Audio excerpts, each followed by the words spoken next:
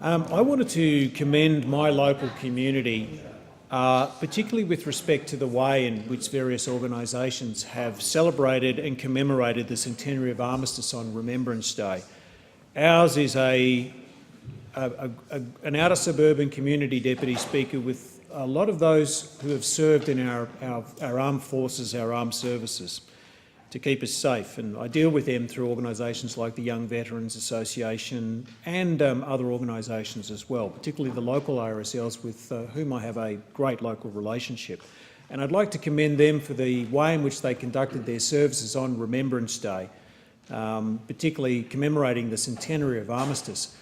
And also I want to commend our young people who turned up in droves to celebrate and commemorate Remembrance Day. It's very important that we transmit the meaning and the significance of Remembrance Day to our young people. They're the standard bearers for our next generation.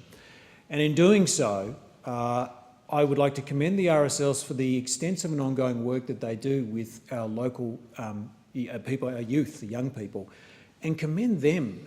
Our young people do get a lot of negative press. We see it in The Age or Herald Sun, but they're good young people. We have many of them, many young families that have settled in our area, and I really am very proud of our young people, and particularly when I see them turn out in such large numbers and treat the services so reverentially, which they did.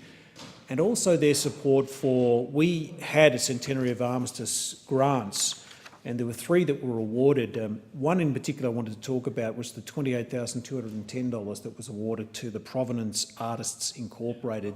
They commissioned 20 local artists to paint commemorative paintings for a special Holt Armistice 100-year fine art exhibition. Now, this took place on the 27th and 28th of October at the Narre Warren Mechanics Institute. I wanted to thank Calvin Bell and Judy Owen from the members of the Provenance Artists for organising these paintings, talking about transmitting the meaning of Armistice and what it meant to the local community. These paintings were vivid evocations of a time which had a profoundly significant impact on Australia and Australian history.